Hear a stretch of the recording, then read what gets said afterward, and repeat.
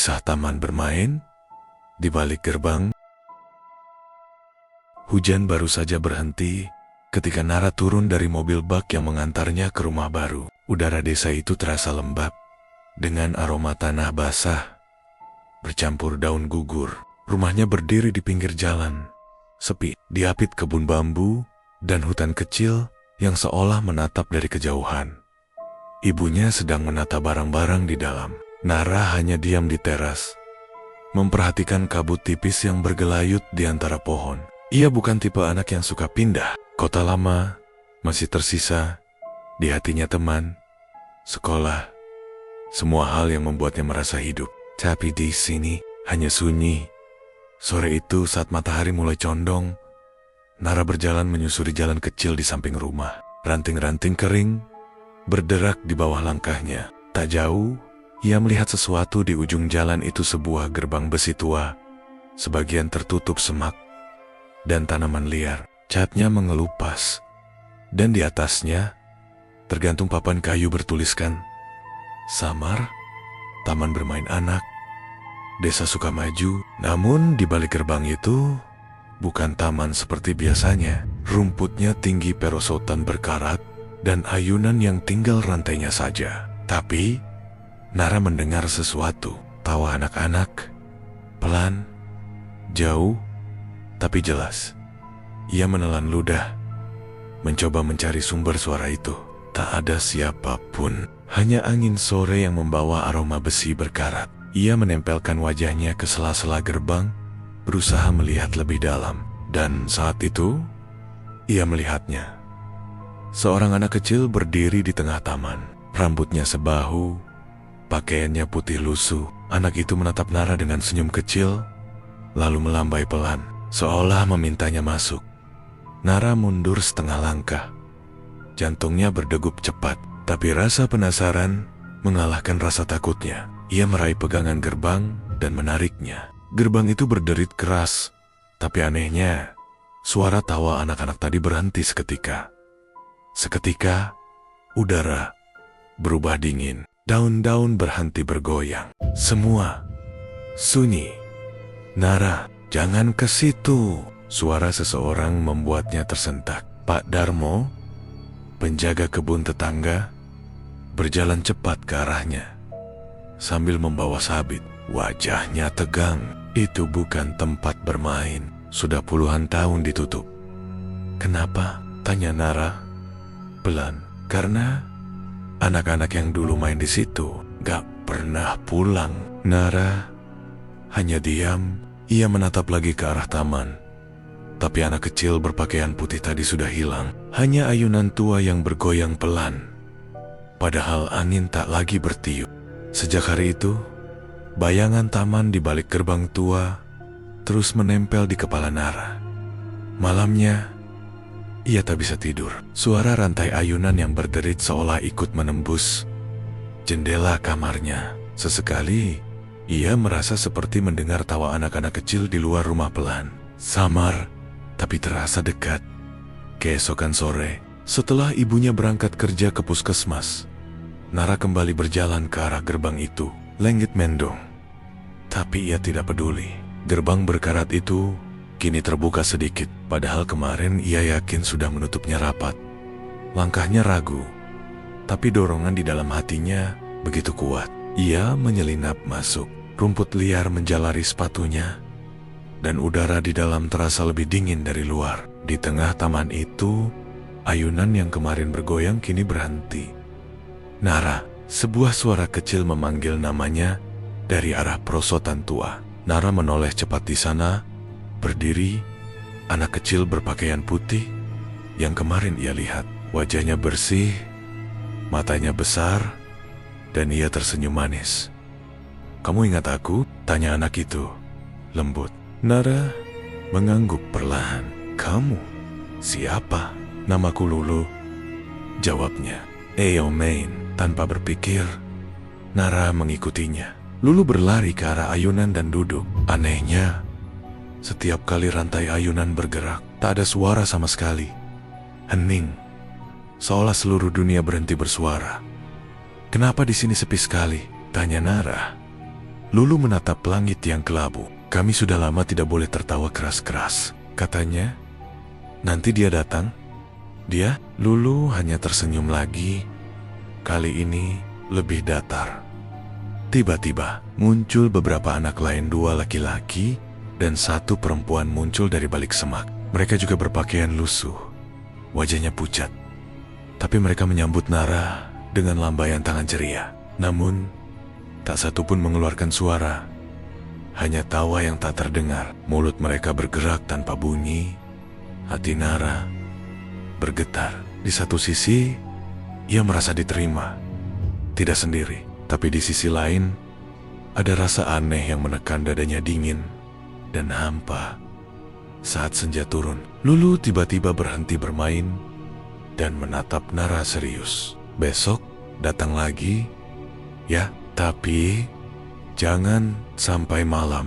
Kalau malam, gerbangnya ditutup dari dalam. Sebelum Nara sempat bertanya, angin kencang bertiup. Dedaunan berputar menutupi pandangannya. Saat ia membuka mata, taman itu sudah kosong. Lulu dan anak-anak tadi lenyap, seolah tak pernah ada. Nara menatap tangannya. Di sana ada bekas sentuhan dingin kecil, seperti tangan anak yang sudah lama tak bernyawa. Sejak sore itu, Nara merasa seperti hidup di 2 dunia. Siang ia menjalani rutinitas biasa, membantu ibu di rumah, membaca buku, atau duduk di teras. Tapi begitu sore tiba, pikirannya selalu tertuju ke taman bermain di balik gerbang tua. Tempat itu seolah memanggilnya. Hari ketiga, ia kembali ke sana. Udara sore terasa lebih lembab dari biasanya, dan kabut tipis mulai turun dari arah hutan. Gerbang tua itu terbuka lebar kali ini. Rantainya terlepas dan menggantung seperti baru saja dibuka seseorang. Begitu melangkah masuk, Nara merasakan hal aneh. Suara jangkrik hilang, angin berhenti, dan waktu seperti melambat. Lulu sudah menunggunya di ayunan. Tersenyum lembut. "Kamu datang lagi," katanya. "Iya," jawab Nara.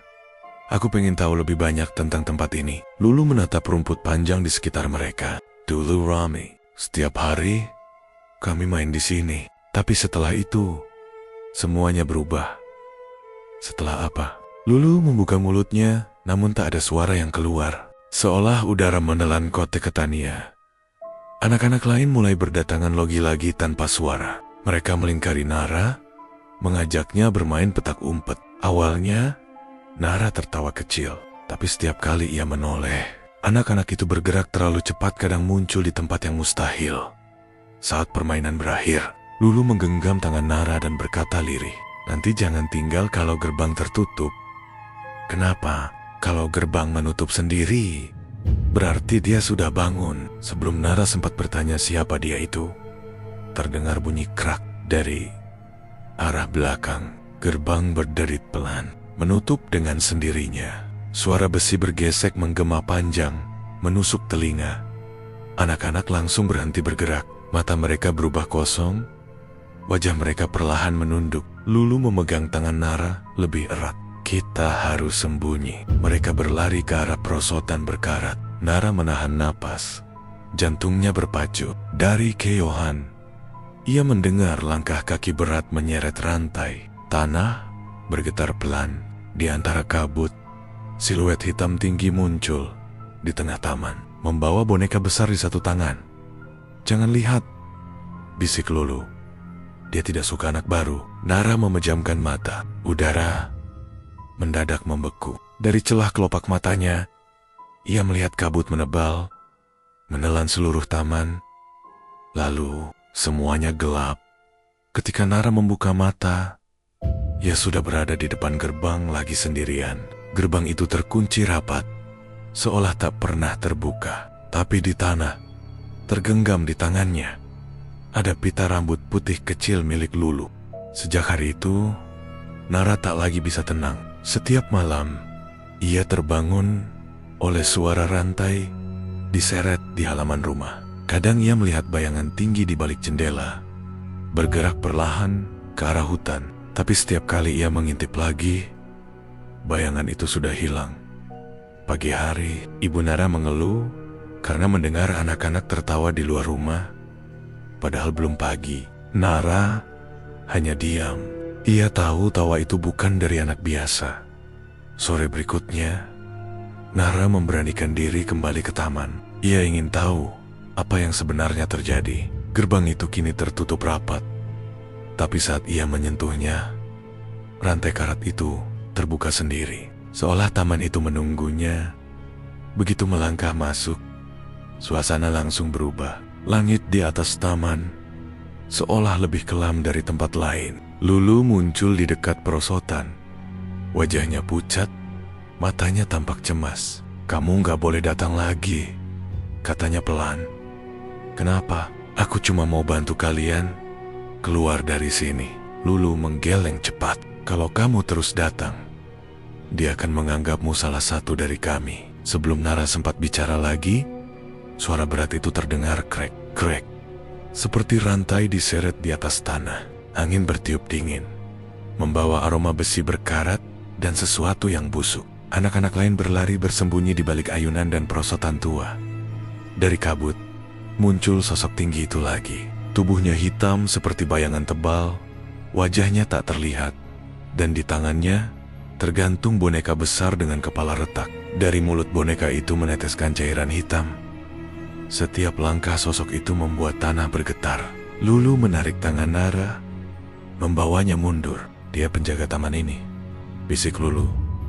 "Kami dulu bermain di sini sampai malam. Waktu itu, hujan besar datang dan pagar terkunci. Kami gak bisa pulang. Dia yang menemukan kami dulu." Suara Lulu terputus. Sosok hitam itu menoleh ke arah mereka. "Nara," suara berat itu bergema, seolah datang dari dalam tanah. "Ayah tahu namaku." Nara membeku di tempat. Napasnya tersengal. Lulu mendorongnya. "Pergi." Sekarang Nara berlari ke arah gerbang.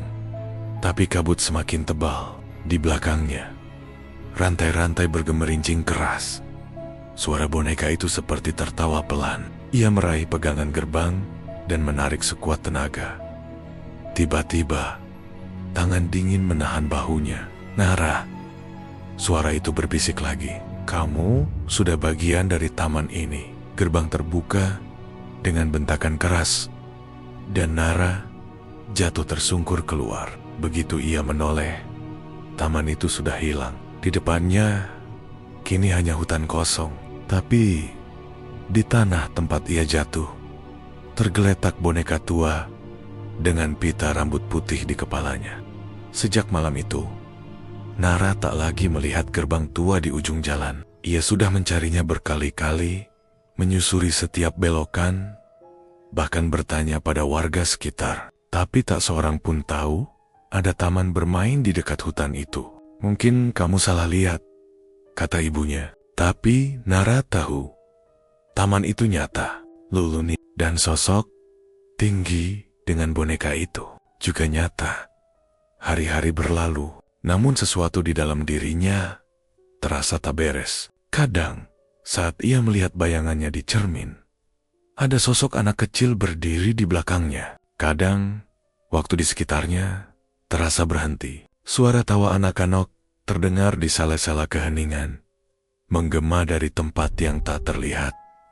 Suatu sore, Nara berjalan pulang dari warung dan melihat sesuatu yang membuat darahnya berhenti mengalir. Di ujung jalan, di tempat yang dulu berdiri gerbang tua itu, kini ada taman bermain baru penuh warna, ramai, dan banyak anak kecil tertawa. Ia terpaku.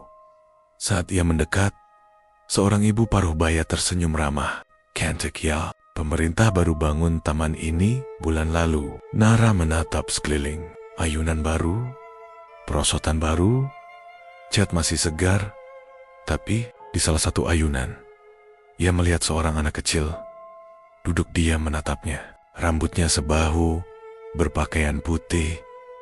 Lulu, anak itu tersenyum lembut, lalu melambai pelan. "Nara," suaranya berbisik di antara angin. Tawa anak-anak yang lain perlahan memudar. Satu persatu mereka menoleh ke arah Nara dengan wajah kosong. Mata mereka gelap, tak berkedip. Lalu dari tengah taman, muncul boneka besar, boneka yang sama seperti yang di bawah sosok tinggi itu. Boneka itu kini duduk di kursi kayu, dan di dadanya tertulis nama dengan cat merah. Nara. Jantung gadis itu berdegup liar. Ia mundur perlahan, tapi langkahnya berat, seolah tanah menahannya. Lulu berdiri dari ayunan, mendekat sambil tersenyum. "Kami janji gak akan sendirian lagi," bisiknya.